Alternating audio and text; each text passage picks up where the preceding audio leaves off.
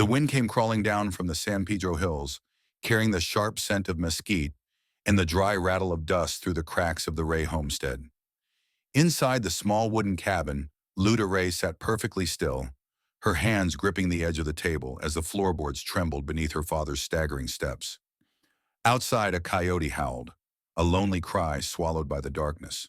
Silas Ray stumbled into the doorway, his boots heavy with the mud of the corral and the smell of whiskey clinging to his shirt.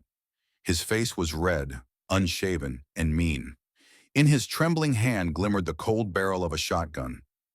"You think you can shame me in front of a man like Royce Kellen?" he snarled, slurring the banker's name as if it tasted like gold. "He's offering a future, girl, and you spit in his face." Luda rose slowly. Her dark hair, long and wild like the desert wind, fell over her shoulders. Her copper skin glowed faintly under the lantern light. She looked nothing like him, and that truth had always festered between them. "I'll never marry that man," she said quietly. "I won't live my life in a cage just so you can drink away his money." Silas's jaw clenched, the tendons in his neck pulling tight. "You think you're better than me? After all I done for you? I fed you when your kind left you for dead." "My kind never left me," she whispered, her eyes steady. "You just stole me." The room exploded with his fury. The shotgun lifted. Luda moved. The blast tore through the silence. Wood splintered, smoke filled the cabin, and the smell of gunpowder bit the air. She ducked behind the table, heart hammering. Another shout, another curse, another shot. This time she didn't wait. She leapt toward the window. Glass shattered like thunder. Pain seared her arm as shards sliced her skin, but she didn't stop. She hit the slanted roof, slid, and dropped hard into the dirt below. The impact knocked the breath from her lungs. For a second, the stars spun above her like sparks from hell's own forge. Then came his voice again, raw and ragged. "You can't run from me, girl." Luda staggered to her feet, pressing her bleeding hand to her side. Her breath came in sharp gasps as she sprinted across the yard toward the stables. The night smelled of dust and horses, of freedom and fear. "Shadow!" she hissed. The black mare lifted her head, eyes wide, nostrils flaring. Luda grabbed a rope, swung the saddle over the horse's back, fingers trembling but quick. Another gunshot cracked behind her. Pellets hissed through the stable wall. "Easy, girl," she whispered. "We're leaving." She hauled herself into the saddle, wincing at the sting of her wounds. With a hard kick, Shadow burst through the barn doors, hooves pounding across the dry earth. Lanterns flared behind her, angry light bobbing in the distance. She heard Silas shouting, calling her name, calling her ungrateful, calling her worthless. She didn't look back. The cold desert wind tore at her hair as the homestead shrank into a blur of firelight and dust. She rode south through the sagebrush and sand, her blood mixing with the night air, her heart beating like war drums. The world stretched wide and endless before her. No fences, no walls, no men with contracts and guns. Only the whispering emptiness of the desert and the faint silver of the moon. By the time the first streak of dawn touched the horizon, her arms burned, her throat ached, and her dress was torn and stiff with blood. Yet she felt something fierce rising inside her, stronger than pain or fear.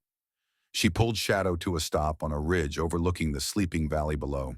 The wind howled around them, tugging at her hair, tasting of dust and iron. She looked back once toward the faint glow of the Ray Ranch miles behind. Then she raised her chin to the horizon and said under her breath, her voice steady and fierce, "No man will ever own me again." And with that vow, Luda Ray pressed her heels into Shadow's flanks and disappeared into the crimson light of the breaking dawn. A runaway soul chasing the only thing that had ever been hers to claim, freedom. The night had chewed her down to bone and breath. By the time dawn bled over the horizon, Luda Ray could barely stay upright in the saddle. Shadow's black coat shimmered with sweat, her steps slower with every mile. The desert stretched endless and merciless. Nothing but wind, dust, and the thin cry of hawks above. Luda's vision blurred. Her arm throbbed where glass had cut deep, and every heartbeat spilled more blood into her torn sleeve. She'd long since stopped feeling the sting of it. All that kept her going was the rhythm of Shadow's hooves and the promise that she was finally far from Silas Ray's reach. By mid-morning, the air grew thicker, the earth softer. The desert gave way to the edge of a valley, where tufts of green broke through the dust. The faint trickle of water reached her ears, a stream winding through low cottonwoods. Shadow stumbled once, twice, then stopped near the bank. Luda slid from the saddle, her legs giving out the moment her boots hit the ground. She caught the smell of water, sweet and clean, before her world folded in on itself and went dark. When she woke, the smell had changed. It wasn't dust anymore. It was leather, tobacco, and coffee. Somewhere nearby, a horse neighed, and the murmur of men's voices drifted in and out of the open window. She blinked, disoriented. A plain wooden ceiling came into focus. A blanket, rough but warm, covered her. Her arm was bandaged. A cup of water sat on the table beside her bed. A tall man stood by the door, hat in hand, sun catching on the lines of his weathered face. His voice was calm, steady, like the ground itself. "Morning, miss. You're safe here. Name's Wade Ransom. You passed out by my creek yesterday."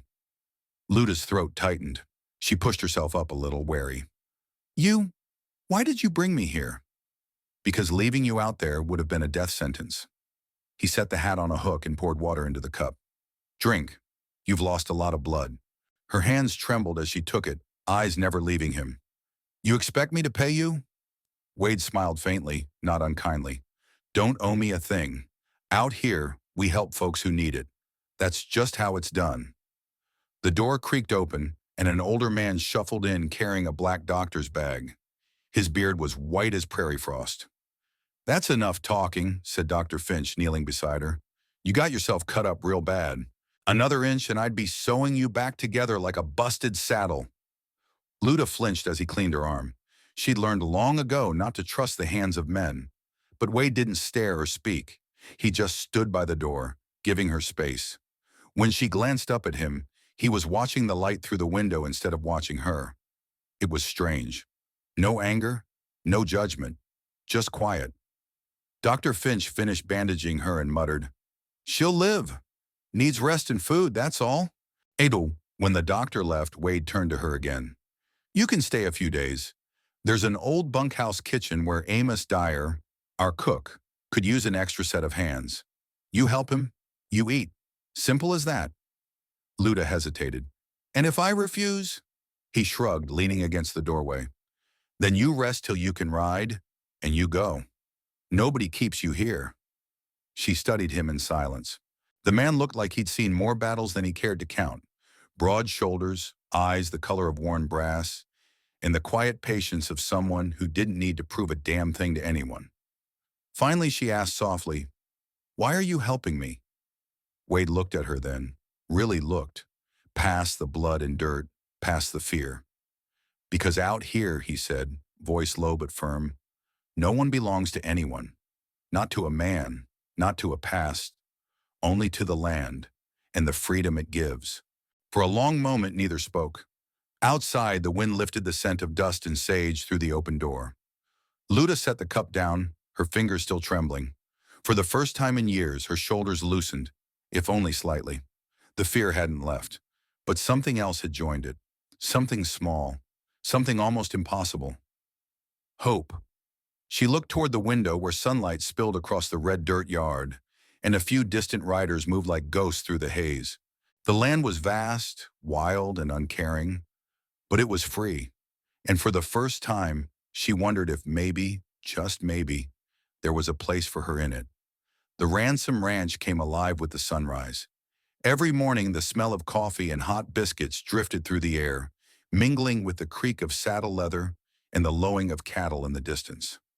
By the time the sun cleared the ridge, the men were already in the yard, tightening reins and rolling cigarettes. Luda Ray stood by the kitchen door, sleeves rolled up, a thin streak of flour on her cheek. For days now, she'd been working alongside Amos Dyer, the ranch's old cook, a gruff man with a limp and a tongue sharper than his knife. He grumbled about everything, from the heat to the beans, but he'd started letting her handle more on her own.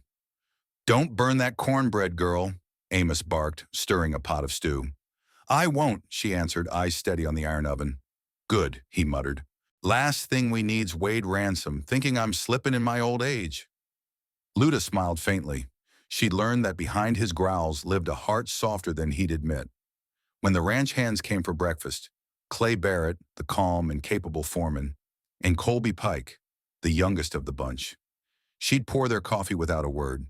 They'd tip their hats politely, but she could feel their eyes on her, curious, cautious. Being Apache on a white man's ranch wasn't easy. The stares, the whispers, they followed her like dust. But Luda met them all the same way she met the desert. Head high, hands busy. She worked twice as hard as anyone, mending shirts, scrubbing floors, and even helping calm a skittish colt that Clay swore would never let a soul near it. You got a strange way with beasts, Clay told her one afternoon, watching as the colt pressed its nose against her palm. Luda shrugged. You just have to let them think it's their idea. He chuckled. That's something you and the boss have in common.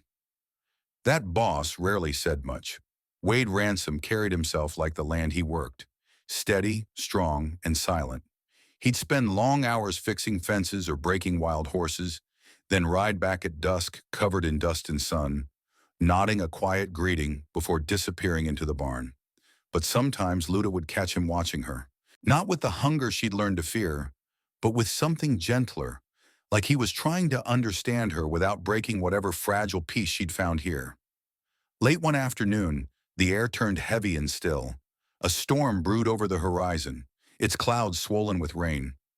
The men had gone out to bring in a stray calf before the lightning rolled in. Luda stood by the corral, watching the dust rise when she heard a cry. Sharp, desperate. She ran toward the ravine. A young calf had slipped into a muddy pit, its legs thrashing weakly. Without thinking, she climbed down, boots sinking deep into the wet clay. Easy now, she whispered, voice calm despite her pounding heart. You're all right. She looped her shawl under the calf's belly and braced her feet, pulling with every ounce of strength she had. Mud splattered her face and arms, but she didn't stop. Just as her legs began to give out, a pair of strong hands reached down beside her. Hold it steady, Wade's voice came from above. I've got the rope. Together they hauled the calf up. It stumbled to its feet, bawling, and trotted toward the herd. Luda leaned against the ridge, breathing hard, her hair plastered with rain and dirt.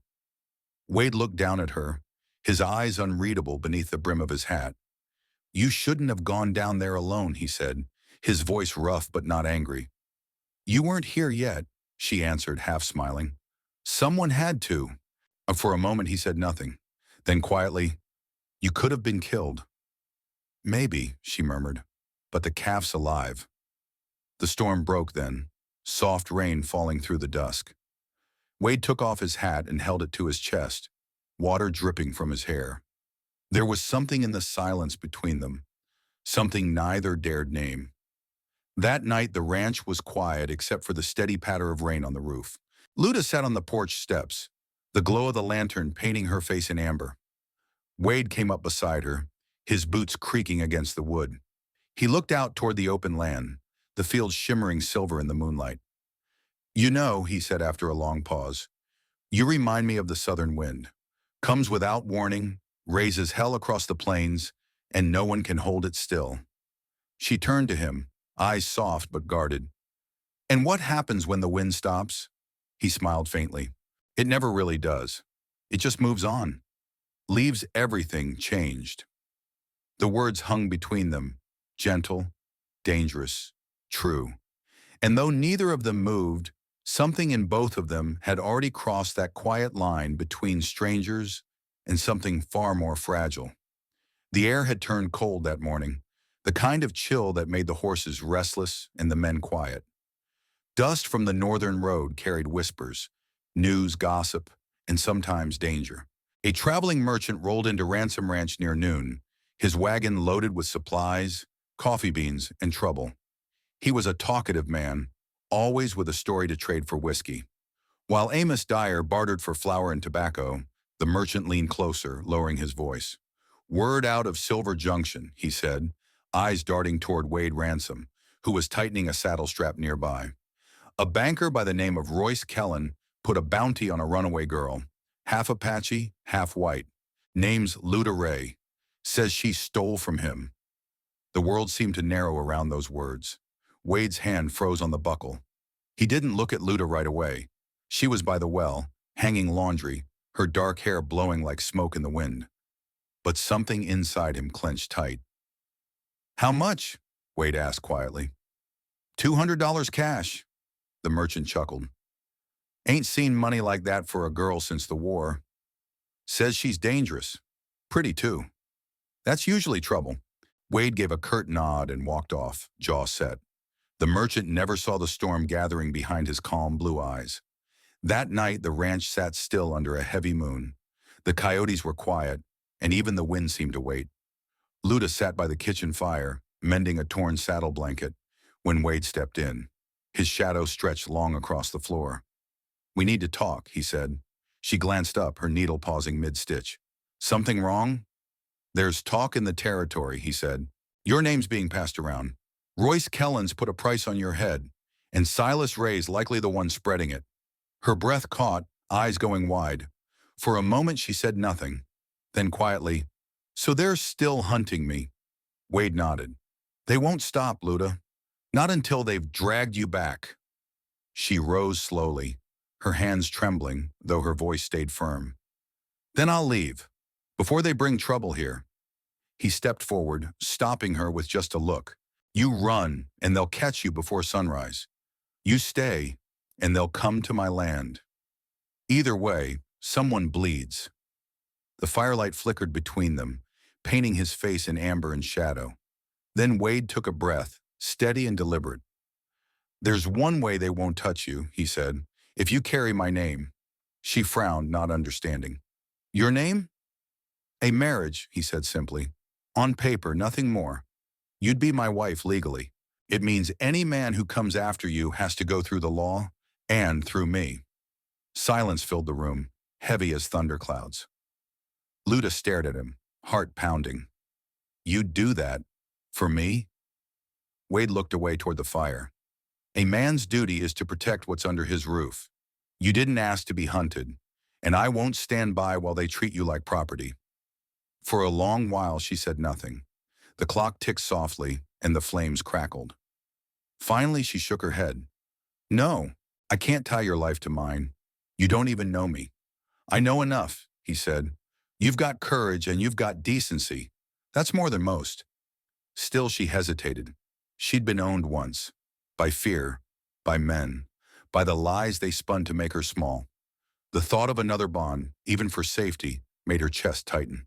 But 2 nights later, she saw them. 2 riders lingering beyond the pasture fence at dusk, their silhouettes sharp against the dying sun. When she met Wade's eyes, he didn't have to say a word. By morning, they were on the road to Dry Creek, the nearest town with a church.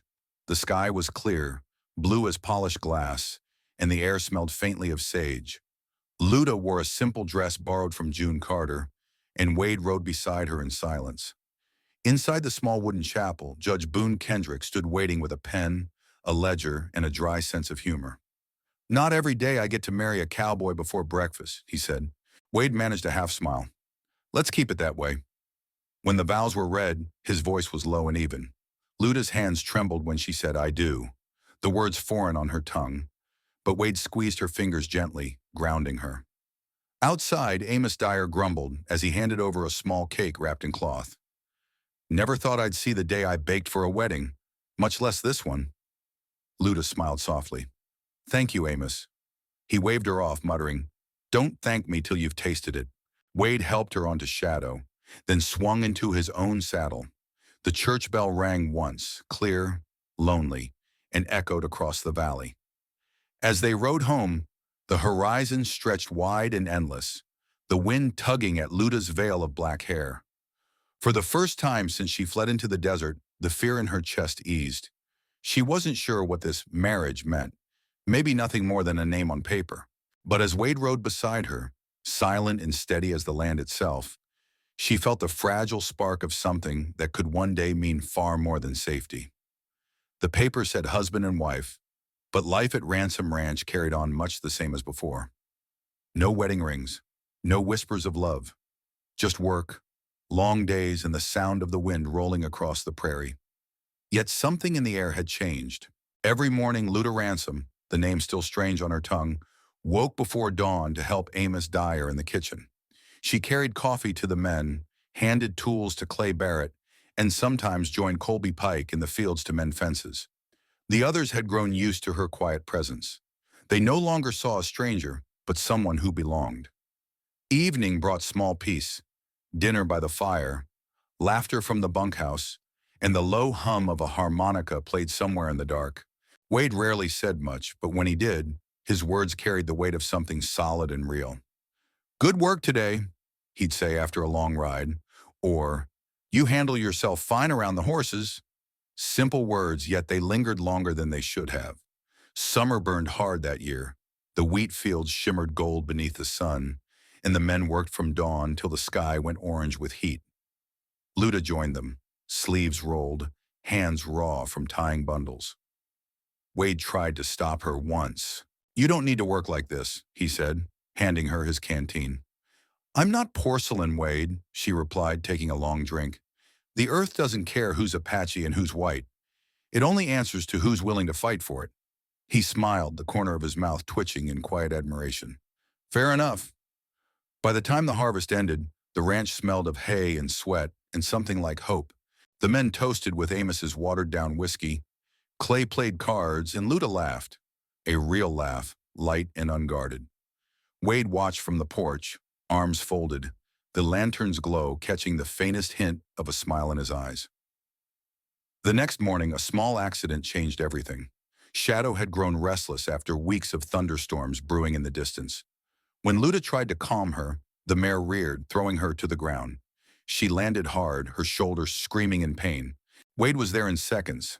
He helped her up, steady but gentle, his hands strong around her arms. "You all right?" "Just my pride," she winced. He chuckled softly. "That's the hardest thing to heal." From that day on, he insisted on teaching her to ride again. Properly this time. Every evening, as the sun bled over the desert, they met in the corral. He stood beside her, one hand on the reins, the other steadying her knee as she climbed onto Shadow's back. "Lean with her," he said one night. "Don't fight the horse.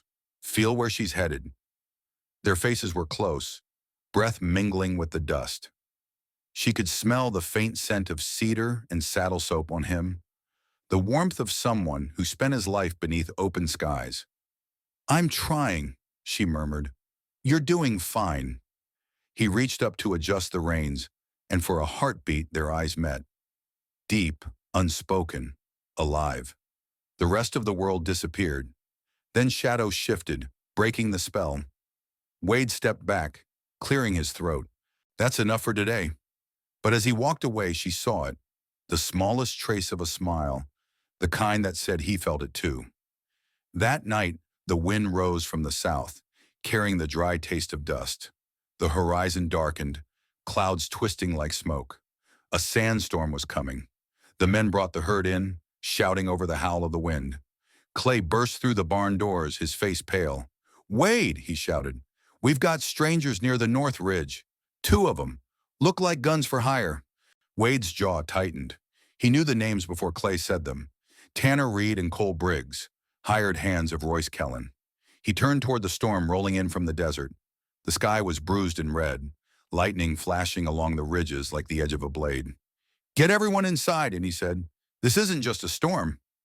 Outside, the wind howled harder, tearing through the wheat stubble, filling the air with dust and danger. Luda stood at the barn door, the hem of her dress whipping in the wind, watching as Wade saddled his horse. "What are you doing?" she called out. "Making sure they know whose land this is," he said. His voice was calm, but his eyes burned with a quiet fury.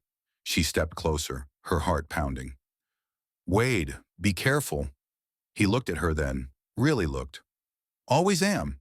And with that, he rode into the storm, vanishing into the swirling red dust. Luda watched him disappear, her hand pressed to her chest. The paper said their marriage was just for protection. But as the thunder rolled across the valley, she knew that what bound them now went far deeper than ink. The road to Willow Springs shimmered in the heat, the horizon trembling like it was alive. Wade Ransom rode ahead, the reins loose in his hand, dust clinging to his boots. Behind him, Luda guided Shadow with practiced ease.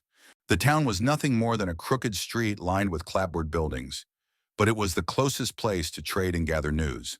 They needed supplies, ammunition, salt, and nails, but Wade had another reason to go. Rumors had spread of Royce Kellen moving through the territory again. Wade wanted to see the truth for himself. The air changed the moment they stepped into the general store. Conversations dipped. Cards stopped mid-shuffle. Men turned their heads. Luda felt every stare, the weight of her skin, her braids, the old prejudice that still lingered like tobacco smoke. Wade pretended not to notice. He set his hat on the counter and asked for feed, calm and steady. That was when the bell over the door jingled again. Royce Kellen walked in. He hadn't changed much. Slick suit, silver watch chain gleaming against his vest, the kind of smile that made your skin crawl. Two men followed behind him, Tanner Reed and Cole Briggs, the hired guns Wade had warned Luda about. "Well, if it isn't Wade Ransom," Royce said smoothly, his voice coated in false charm. "And the lady I've been hearing so much about." Luda's hand froze on the counter. The sound of her name in his mouth was enough to turn her blood cold.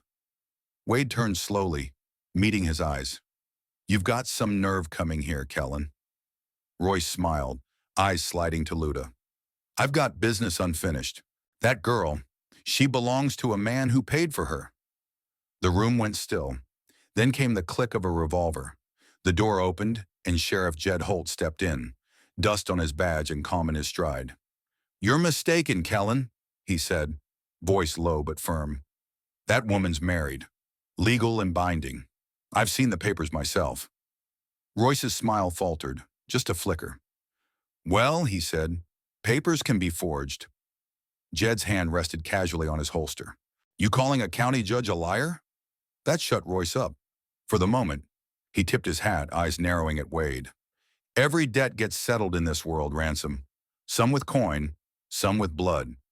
Then he turned, motioned to his men, and walked out, his boots clicking slow and deliberate against the wooden floor. That evening, the tension still hung heavy. Wade and Luda had planned to head home, but Nora Holt, Jed's wife, wouldn't hear of it. "You'll stay for supper," she insisted, setting the table in their warm little home at the edge of town. "You two need a meal that's not jerky and beans for once." The meal started light. Nora fussed over Luda, asking about the ranch, smiling at her in a way that made her feel almost normal.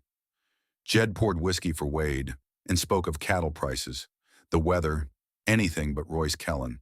But peace in the West never lasts long. The knock came hard and sharp. Jed rose, suspicion already in his eyes. He opened the door, and there stood Silas Ray, his face mean and hollowed by hate, Royce Kellen behind him like a shadow in fine clothes. "Well, well," Silas sneered. "My daughter, all grown up and pretending to be a lady." Luda froze. The room tilted.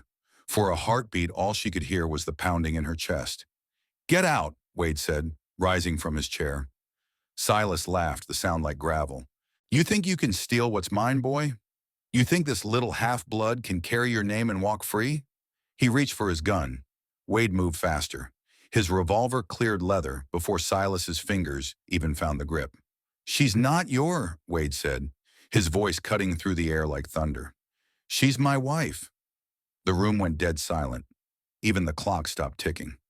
Royce's smirk faded, replaced by something darker. His hand twitched toward his belt, but Jed Holt was already up, his own pistol drawn. "Don't," the sheriff warned. It might have ended there, a standoff and nothing more. But pride and whiskey make fools of men. Silas spat, raising his gun anyway. The explosion came first, the flash of light, the crack that split the quiet. Luda screamed. Chairs toppled. Smoke filled the room. When it cleared, Silas lay on the floorboards, his gun still smoking in his limp hand. Wade stood over him, chest heaving, pistol steady. Royce stared at the body, then at Wade, his face pale with rage. "This isn't over," he hissed. "You just started something you can't finish." Jed stepped between them, gun still aimed. "You've got 10 seconds to walk out that door, Kellen. Don't waste the first 9. Royce turned and left without another word. The night swallowed him whole.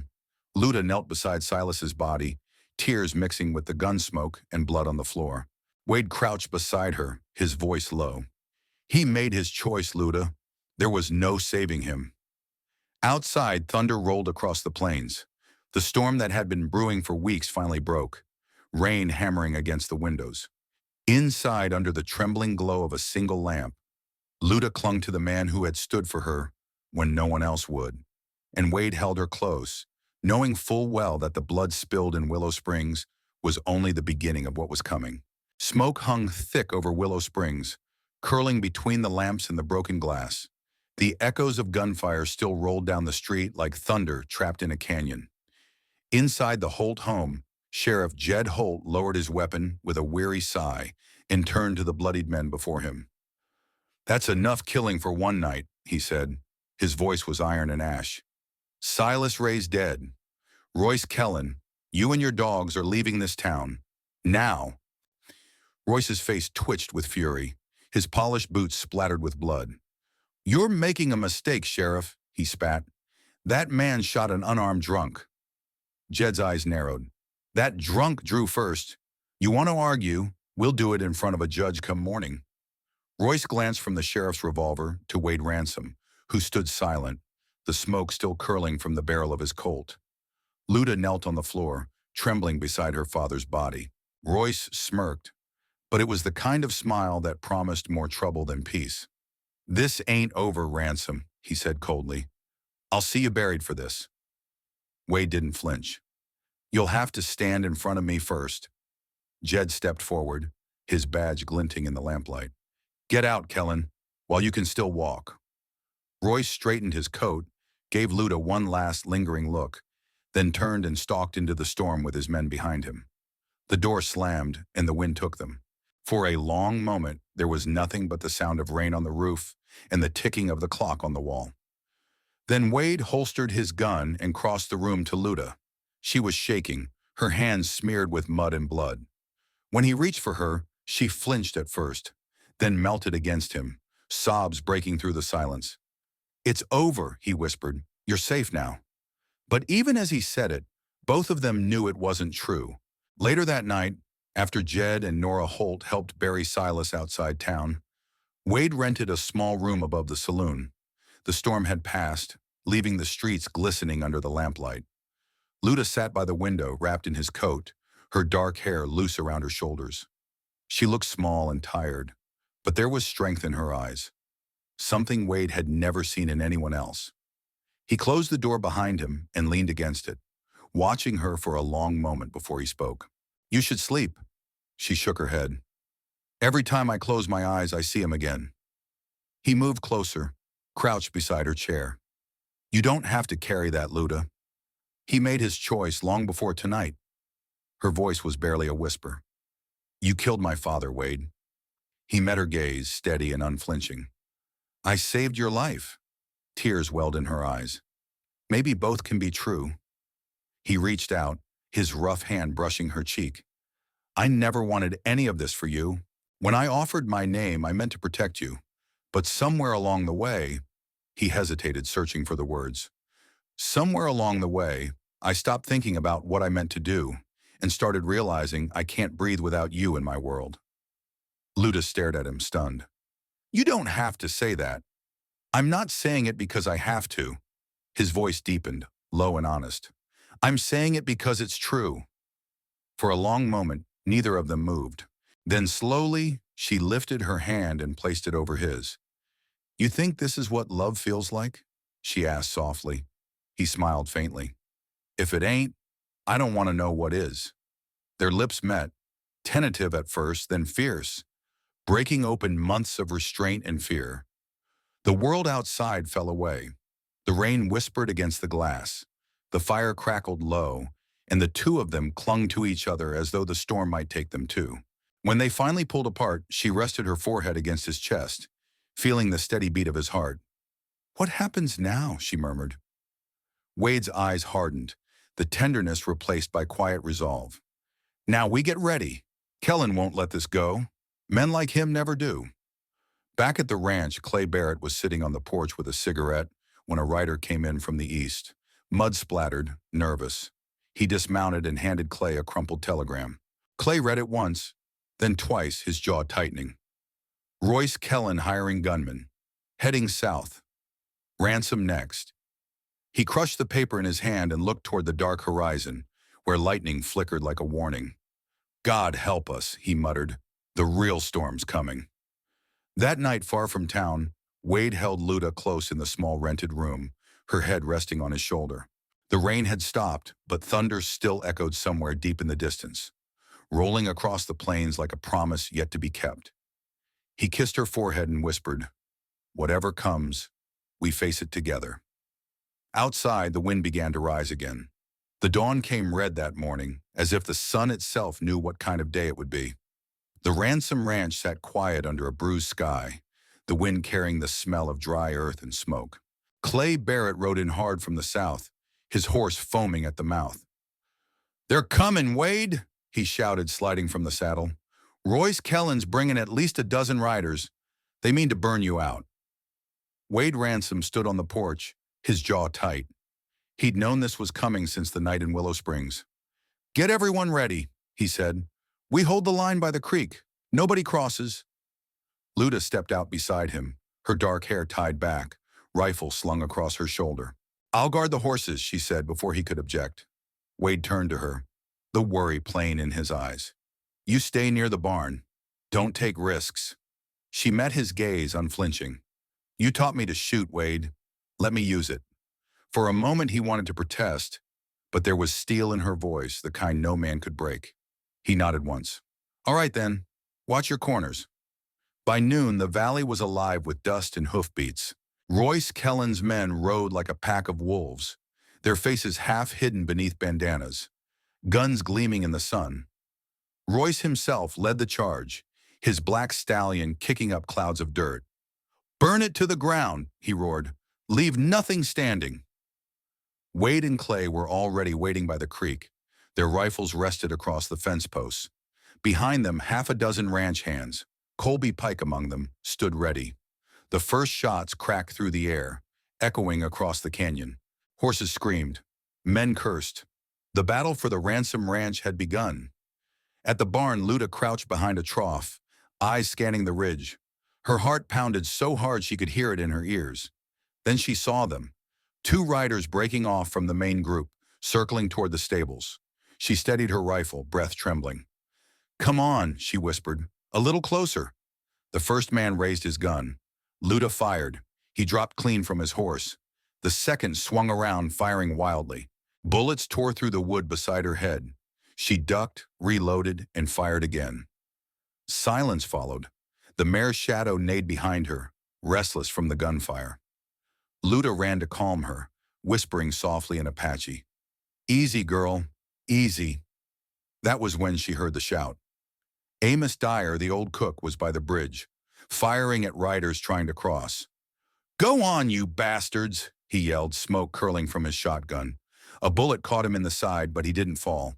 With his last strength, he grabbed a torch from the wagon and hurled it into the oil barrels stacked by the bridge. The explosion tore through the valley, flames leaping sky high.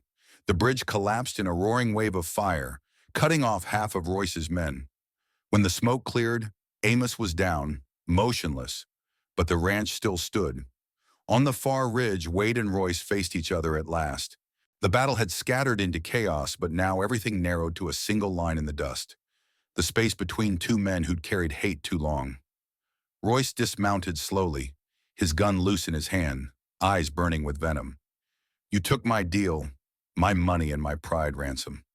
Let's settle this the old way." Wade stepped forward, his coat whipping in the wind. "You could have walked away, Kellen," Royce sneered, "and let the world think a ranch hand beat me." He drew first. The sound was sharp, final. Wade's revolver barked once. Royce staggered, shock flashing across his face as blood bloomed through his vest. He stumbled backward, eyes still locked on Wade, and fell into the dust. For a long moment, Wade just stood there, smoke drifting from his gun.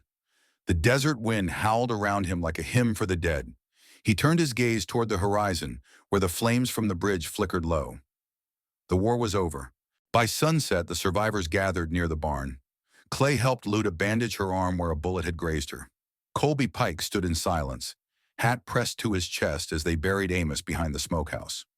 Wade walked up beside Luda, his face streaked with dust and blood. "He bought us time," he said quietly. Luda looked at the fire still smoldering by the creek. "He bought us freedom." Wade nodded. Freedom always costs. Far off, across the dying plains, a lone rider staggered through the dust. Silas Ray. His leg was bleeding, his horse gone. The sun beat down mercilessly. He stumbled, cursed, and finally dropped to his knees in the sand. The land he had once claimed gave him nothing. No water, no shade, only silence. By nightfall, the desert took him, swallowed whole by the same earth he'd spent his life trying to own. When Wade rode back to the ranch, Luda was waiting on the porch, shadow tied nearby. The wind carried the scent of rain again. "It's done," he said simply. She looked at him, eyes glistening in the fading light. "Then maybe now we can start living." He reached for her hand, rough fingers closing around hers. "Yeah," he whispered, "maybe now we can." Behind them, the sun sank into the red horizon, painting the sky the color of blood and mercy. The end of one war and the beginning of something worth surviving for. The winter passed, slow and quiet over Ransom Ranch, and when spring finally came, it came like a promise kept. The grass rolled green again across the hills, and the cottonwoods by the creek unfurled their new leaves. The scars of battle still marked the land, burned fences, bullet holes in the barn walls, but life had found a way to push through the ash. It had been nearly a year since the gunfire at Willow Springs, a year since Royce Kellen fell into the dust, and Amos Dyer gave his life to save the ranch. In that time, the land had healed, and so had those who called it home. Wade Ransom stood by the paddock one morning, fixing a new gate with his calloused hands. His shirt was damp with sweat, his face weathered by sun and wind. From the house, he could hear Luda's laughter, soft, warm, and so full of life it made the wind seem kinder. When she appeared on the porch, she carried a basket of apples, round and red from the young orchard Wade had planted beside the creek. He smiled up at her. "Didn't think they'd take root so soon," he said. She touched her belly, round now with the weight of new life. "You gave them water," she said gently, "and love. That's all anything needs to grow." Wade set his hammer down and walked toward her, brushing the dust from his hands. "No," he said softly, his eyes tender. "You brought the life, Luda, to the land, and to me." She smiled, resting her head against his chest. The scent of cedar and wild sage filled the air. By noon, a rider came up the road, his badge glinting in the sunlight. Sheriff Jed Holt dismounted, brushing the dust from his coat. "Afternoon, Wade," he greeted. "Heard you were rebuilding this place from the ground up." Wade grinned. "Takes time, but we're getting there." Jed pulled a folded letter from his pocket and handed it to him. "Brought you something from Judge Boone Kendrick himself. Been sitting in my desk near a month." Wade opened it, scanning the neat, official writing. Then his brows lifted. "Well, I'll be damned." Luda stepped closer. "What is it?" "It's official," Wade said, smiling. "This land's ours. Every acre of it, recognized by the court." Luda's eyes glistened. She looked over the fields, the apple trees, the barn that still smelled of smoke and cedar. "Ours," she repeated softly. "It's really ours." Jed tipped his hat, smiling. "Couldn't belong to better folks." He nodded toward the hill behind the ranch. "That old cook of yours would have liked to see it." Wade's smile faded, replaced by quiet reverence. "Yeah," he murmured. "He would have." That evening, the three of them climbed the hill overlooking the prairie.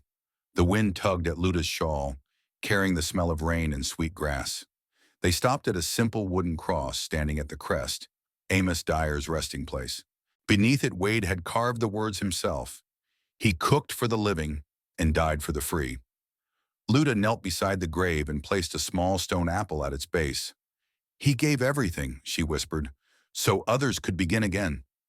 Jed bowed his head in silence, then placed his hand on Wade's shoulder. "The territory's changing," he said quietly. "Men like him, men like you, are the ones making it worth something." Wade nodded, eyes fixed on the horizon, where the sun was sinking into a sea of gold. "We just held the line," he said. "The land did the rest." When the sheriff rode off, Wade and Luda lingered on the hill. The light turned amber, bathing the valley in peace. Shadow grazed nearby, her black coat glimmering in the fading sun. Luda turned to Wade. "Sometimes," she said, "I think about the girl I was when I ran from Silas's house. I thought freedom was something you had to steal." He looked at her with quiet affection. "And now?" "Now," she said, resting her hand on her belly, "I know it's something you build, day by day, breath by breath." Wade smiled. "Guess that makes two of us still learning." They stood there as the wind whispered through the grass, the last light of day wrapping around them like a blessing. Below, the ranch lay peaceful, fences rebuilt, smoke rising from the chimney, the orchard swaying gently beside the creek. It wasn't a grand place, but it was theirs. And for the first time in her life, Luda Ray Ransom felt truly free, free from fear, from the ghosts of the past, from the hunger to prove her worth. She had found her place, her home, and the man who stood with her through every storm. As the stars began to bloom above the prairie, she whispered to the wind in her mother's tongue, a quiet prayer of thanks, to the earth, to the sky, and to the life growing within her. The land answered in silence, vast and eternal. 5 years had passed since the fire and the blood. The scars of war had long faded from the land, replaced by the gentle rhythm of work, laughter, and life. The Ransom Ranch stretched wide and golden beneath the open sky, its fences sturdy, its orchards heavy with fruit. The once scorched earth now bloomed with wildflowers. Every sunrise began the same way. Wade Ransom stepping onto the porch with a cup of coffee in hand, feeling the morning wind brush against his face. The years had silvered his temples but not dulled the strength in his eyes. From where he stood, he could see Luda near the paddock, her dark braids swaying as she guided their little boy, Eli, across the grass. The child clung to Shadow's mane, laughing with that unrestrained joy only children know. "Hold steady, Eli," Luda called, smiling. "I am, Mama," he shouted back, though the horse was barely trotting. Wade watched them from the porch, heart swelling with quiet pride. The sound of their laughter carried on the breeze, blending with the rustle of cottonwoods and the low hum of distant cattle. Life on the prairie had settled into something pure and sacred, a peace earned, not given. Inside the house, June Carter was setting a pie on the windowsill to cool. "That boy's got his father's stubborn streak," she said, smiling at Wade as he came in.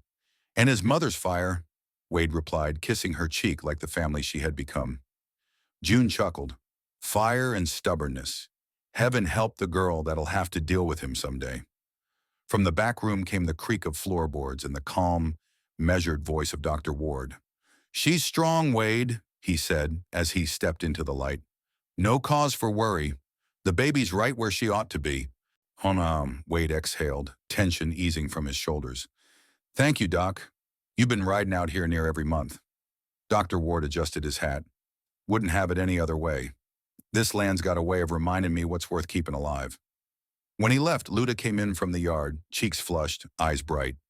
"He says she's coming soon," she said softly, resting a hand over her belly. Wade smiled. "A girl this time?" Luda nodded. "I feel it." He grinned, pulling her gently into his arms. "Then we best make sure Eli knows he ain't the only troublemaker around here." She laughed, the sound light as wind chimes in the morning air. By late afternoon, the ranch was alive with movement. Clay Barrett and the hands were herding cattle toward the north pasture, while Colby Pike, now older and taller, was teaching Eli how to handle the reins properly. "Don't pull too hard," he warned. "Shadow listens better when you ask nice." "Come." Eli nodded solemnly, though his small hands still tugged with all the might of a boy who thought strength was the answer to everything. Luda stood by the fence, one hand on her belly, watching her son's earnest attempts. Wade joined her, resting his arm lightly across her shoulders. For a long moment, neither spoke. They just stood there, watching the sun dip low over the prairie. Finally, Wade broke the silence. "The day you rode into my life," he said quietly, "this land started to breathe again. It had been dry a long time before that. Inside me, I mean." Luda turned to him, her eyes deep with warmth. "And you," she said softly, "you're the freedom I ran into when I thought I'd never find it." He smiled, pressing his forehead gently against hers. "Guess we both found what we were looking for." As the sun melted into the horizon, painting the sky in shades of gold and rose, the ranch fell into its evening calm. June lit the lanterns on the porch, the cattle settled, and the cicadas began their quiet song. Luda and Wade sat together beneath the spreading branches of an old cottonwood. Eli asleep beside them, his small hand still clutching a toy horse. The world felt vast and tender. Every scar, every memory had led to this simple, enduring peace. Luda looked toward the orchard, where the apple trees swayed gently in the twilight. "Do you ever think about what comes after us?" she asked. Wade took her hand, rough against soft, weathered against warm. "Yeah," he said. "I reckon someday Eli'll take this place. Maybe his sister'll ride Shadow. Maybe they'll tell stories about the old days, about the man and the Apache girl who built something worth keeping." She smiled through the gathering dusk. "Then that'll be enough." He kissed her temple. "That'll be everything." The stars came out one by one, scattered diamonds across the black sky. The wind moved through the prairie grass like a prayer. Somewhere far off, an owl called, and the land, once torn by fire and hate, rested easy at last. Wade tightened his arm around Luda and whispered, "Home." And as the night settled around them, the sound of the prairie carried the echo of their love, quiet, eternal, and free.